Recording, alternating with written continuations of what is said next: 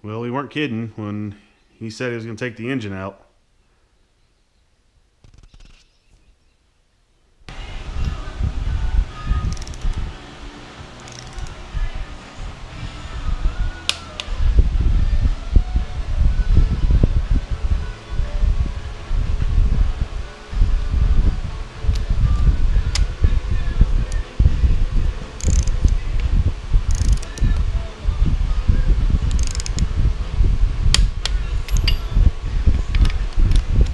Alright guys, welcome back to the channel. Thanks for watching.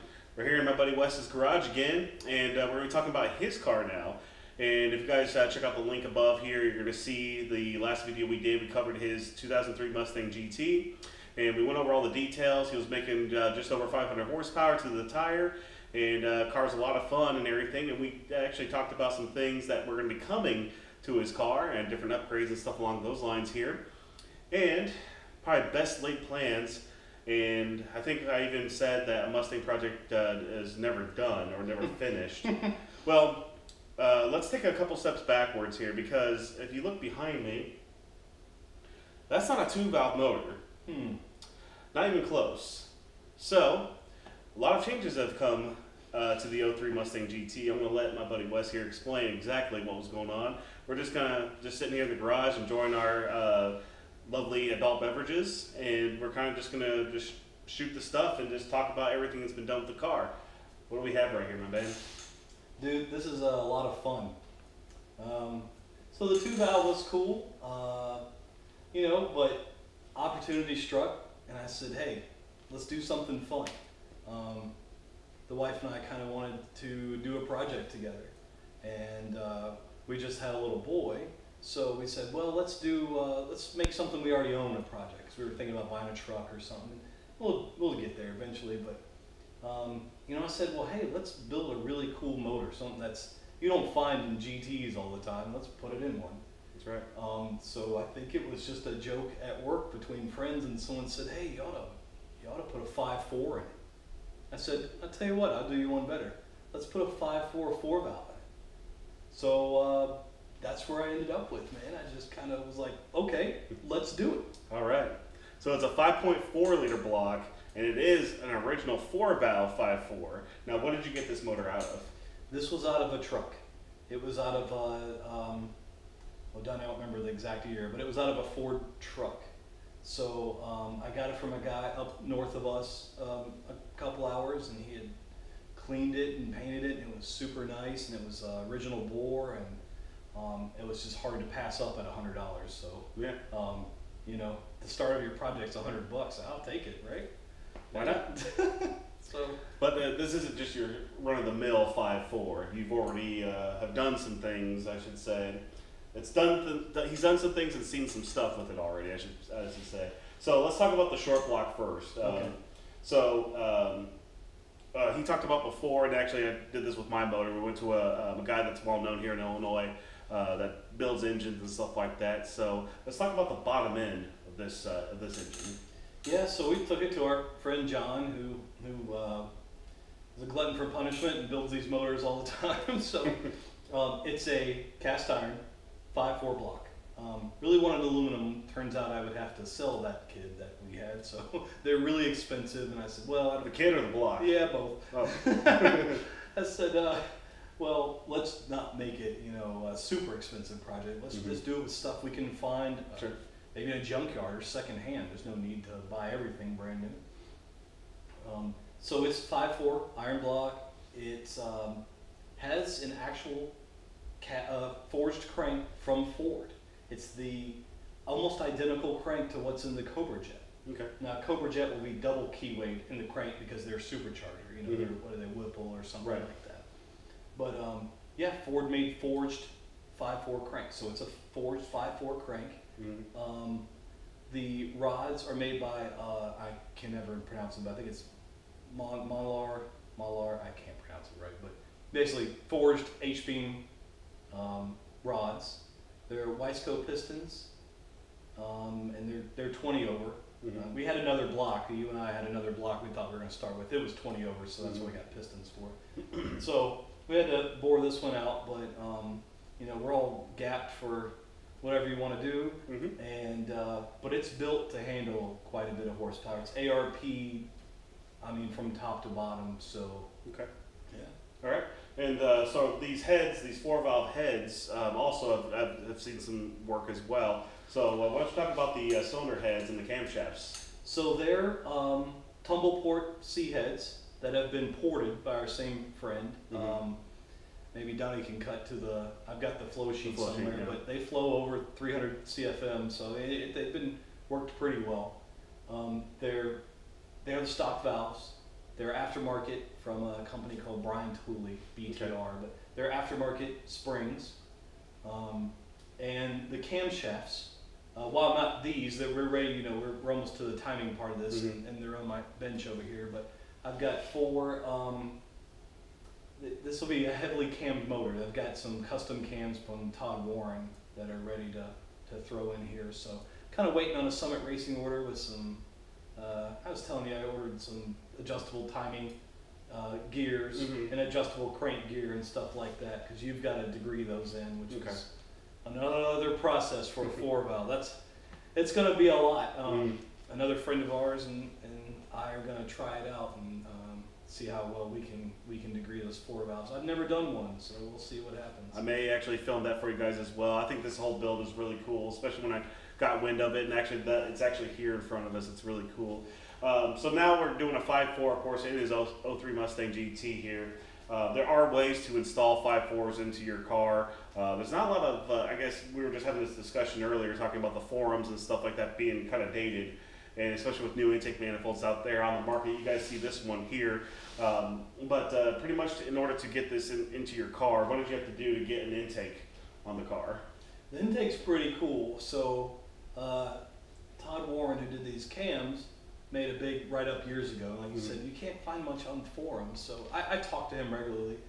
Turns out the deck width of a Coyote and a 5.4 are very close to each other. Mm-hmm. Matter of fact, you can see that we're using some adapters, right? We're using some, it's from a company called, they're in North Carolina, called NC Speed Lab. I talked to them, I told them what I was doing, and they made me a set just for me. Mm-hmm. But you do not have to use the adapters. You can weld on some material, tap, stuff like that. I just thought for the money Mm-hmm. and the time spent, I don't get a lot of time myself Sure, now sure. sometimes, but it was worth the $100 or so to buy the Okay. adapters. But yeah, quick set of adapters, and you're in Coyote intake land, Okay. which has always been probably the hang up for any guy wanting to 5.4 swap their cars. Intake options are not Mhm. available. I mean, you're buying a custom sheet metal deal from the 3-letter company or Mhm. MMR or somebody like that, but you're talking north of thousands of dollars. Mm-hmm. I bought that up on for sale on a Facebook for sale group for $250 or You're talking about this, what brand intake is this? This is a Holly. Okay. Is it the Sniper EFI? They're Coyote. It's Okay. I think they have 2 classes. It's just the lower one. But I bought it for 200 and something bucks, $100 and some odd dollars for intake adapters. Okay. Okay, so you went from a 2-valve supercharged engine to now a 4.6 2-valve to a 5.4 4-valve. So, with doing all that major change, like how's that going to affect your accessory drive? The coolest thing about modular Ford engines Mhm. is they're modular. So timing components to outside components, all of these things fit. They do. I mean, you just gotta, you gotta interchange a couple things and figure out what works. But you could go to O'Reilly and find most of the stuff. Okay. So for accessories, I converted it before, and boom, it fits with the 3G old style alternator, Uh-huh. 1-wire alternator. I got a pigtail from Ford, wired it in, boom, there's nothing to it. Okay. I think you can still get them today. Okay. And even with this crazy intake setup, the 3G alternator would just go. Yeah. The adapters help. If you don't use those adapters, I know that there's one or more companies make a relocation for. It's probably more of a race car application, Mhm. but I mean sometimes you're not running AC or Sure. power steering. It uses a power stroke bracket and moves the alternator down below on one side, almost like a Cobra, Okay. but you're using the 3G or 4G style, newer or later model alternators. Plus the 3G alternators are inexpensive compared to one that came in my GT brand new. So that's cool to do that. And that's nothing more than trial and error. Okay. The Trying different like water pump styles because they got a few different links and stuff like that. Short or long. You figure out what you're running with the pulley. I'm going to use a short because I already have the short pulley, and I actually have a brand new water pump just ready to go. So that works for me. You can clearly use the long style.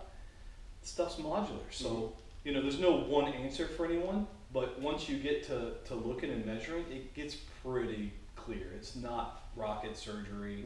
It's nothing you got to go figure out too much. It's there. Right on. And this car used to be a 5-speed car, just a stock Tremec T 3650 with an upgraded clutch.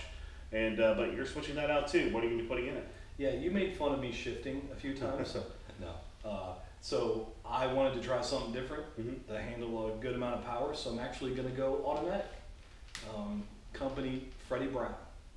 And then there's again 5 or 10 other ones that you can go with. A lot of local builders, but he had built for me a 4R70W. So those are pretty abundant as far as cases go, but manual valve body, trans brake. I've got a converter, a billet converter from a company called The Converter Shop, and they're out west. Oh man, I thought it was New Mexico, Nevada. It's somewhere out. I forget exactly what their address was, but man, they are super impressive with their stuff. Maybe Donnie, you can cut to a shot of that, but this thing is just nothing but beef, man. Where's the beef? It's right there. It's right there. It's actually in that converter. Yeah. But I called them and told them, hey, I'll be making a couple horsepower more than I usually do, and they said he just kind of giggled, like this thing, it'll handle it. So right on. Went with a much higher stall at 38 to 4,200, range. It's a little tiny bit on the loose side. Okay. Haven't driven it yet, but that's how I kind of had it built. But. Okay. Right on. So going with a 5.4, 4-valve with a Coyote intake, a automatic transmission, I think should just rip down the strip. Yeah. All right. So I think that. Is there anything else we need to cover on that? Maybe the exhaust. Oh, okay. You're gonna throw like a set of long tube headers on it, maybe ceramic coat them or something. Something like that. I just was kind of embarrassed because they're I had them made out of mild steel, and I didn't take them immediately to go get coated, so I have a little rust on them. Okay. Or flash rust. Sure. I guess I could show you. Would you like to see? Yeah. Let's take a look. All right. Cool. Whoa. Calm down, man. Calm down. That stuff happens around. Okay. Well, tell me what we got here. Yeah. Headers are. So we've got some shorties. They're forward facing, and so they're mild steel. So we got to take them over to our friends in town to have them ceramic coated, so to dissipate heat. And then we've got a couple mufflers sitting on top here. Maybe Flowmasters, I'm not sure. The 40 series. Okay. Yeah. So the mufflers are obviously 2 turbos. So this is going to be a twin turbo 544 valve. We've got a pair of Turbonetics 6465s with T4 exhaust housings. Okay. So which made it a lot easier to order these. In the event you'd ever want to upgrade from this, the T4 housing is more popular. So once you talk to Turbonetics or anybody that sells their products, you can order with the T4 exhaust housings. Okay. These are neat because they have V-band clamps here. So you just got to decide if you can go V-band everywhere, but V-band here is pretty nice. That way there, when we fab up our cold side, we'll be able to lock those in pretty well with some V-band clamps. Okay, all right. That's pretty cool, guys. A twin turbo, 5.4, 4-valve, and 03 Mustang GT. That's really cool stuff. And that's why we're going automatic. That's why we're going automatic. Yeah. All right. I actually, to make concessions for different things. K-member spacers. Okay. I've learned that you can lower your K-member a 1/2 inch, and that's what I did. I went with a 1/2 inch K-member spacer. Hopefully, we're looking at that. And there's eBay companies that make them. You know, just search around. There's guys that ship you out spacers with grade 10 hardware. You know, that should be nice, especially if you're going to try and keep your power steering with your Hydro Boost and stuff in there. Exactly. There's a ½ inch more for that Hydro Boost to go in there, and it'll work. I know we'll make it work. So that's going to help. It'll help give us a ½ inch more hood clearance. That intake's sitting pretty tall. So that's right. Maybe one day we have to cut a hole in the hood, and maybe we don't. Yeah, we'll see. Again, we'll figure it out when we get there. Yeah, so there is some figuring out. Yeah. I know people can do it. It's been done, so to say, you know, it's not been done. Right on. Really cool stuff. So if we were to wrap this up here and kind of just talk about the plan with this car and this motor setup, of course, if you guys watched the last video, we talked about you were making just over 500 horsepower to the tire. Yeah. And you were going to do the trick full heads and do a GT trim Vortec unit. And your goal was to add another 100 horsepower to that setup. So you were looking at the 600, 650 range. And so now with this whole setup, what's your end game with this whole setup? Well, we even ended up here because of cost now. With so many guys doing coyote swaps, I don't know. I thought this was cool. That's the goal. You know, I said the wife and I wanted to do a project. To me, this is cool. This is all I always wanted to do. Years ago, this was taboo almost. You know, this was not easy. But Donnie, we've picked parts. We've gotten them second or third hand. We've cleaned them up. We've modified them. And this is not expensive in the realm of motor things that are happening with these cars or newer cars. You know, this is almost the technology behind, but it's still really cool, like a family project. And much less expensive now compared to, I don't know, well, even last year when you were talking about doing the 2-valve swap. Would you say that even the realm of possibility with like a 4-valve or because Cobra stuff always seems to be more expensive. I mean, hell, Cobras are still going for over 20 grand. But like Cobra stuff or 5.4 stuff, even last year when we talked about it, was it still just out of the realm of possibility? People are just giving away 5.4 parts. I mean, the market's down right now. You know, I've been trying to sell a Mach 1 intake that I bought, and I mean, you can't give it away because guys are doing different things, and that's okay. I mean, the technology is there. Why wouldn't you? I just thought this was cool. That's the only reason I'm doing it, is because it's cool for me. But I mean, now the goal is going to be 1,000 horsepower, which is always cool. Like everybody wants a 4-digit car, right? And hope you could put the power. Right, exactly. Hope you could put it there, but it's cool. So I mean, you have to make a few concessions for 1,000 horsepower car, even Coyote or not. So timing components. I've gone and contacted a company, Wonder Racing, and I talked to Keith, and we've got billet, total billet, hardened, timing components. We've got aftermarket camshafts. We've got adjustable timing gears that are coming. So yeah, I mean, for 1,000 horsepower car, there are some concessions you have to make. So guys, we're going to get back to drinking some more adult beverages and stuff like that. So I really appreciate you guys watching this video, and I'm going to show you as much of this build as possible because I figure you guys would appreciate that, especially since this is kind of a unique kind of build. Not a lot of details out there for a video series on building a 5.4 4-valve. So I figure you guys would appreciate that. I'll get as much content as possible for you. But again, we're going to get back to enjoying our evening. So thank you so much for watching, and we'll see you next time.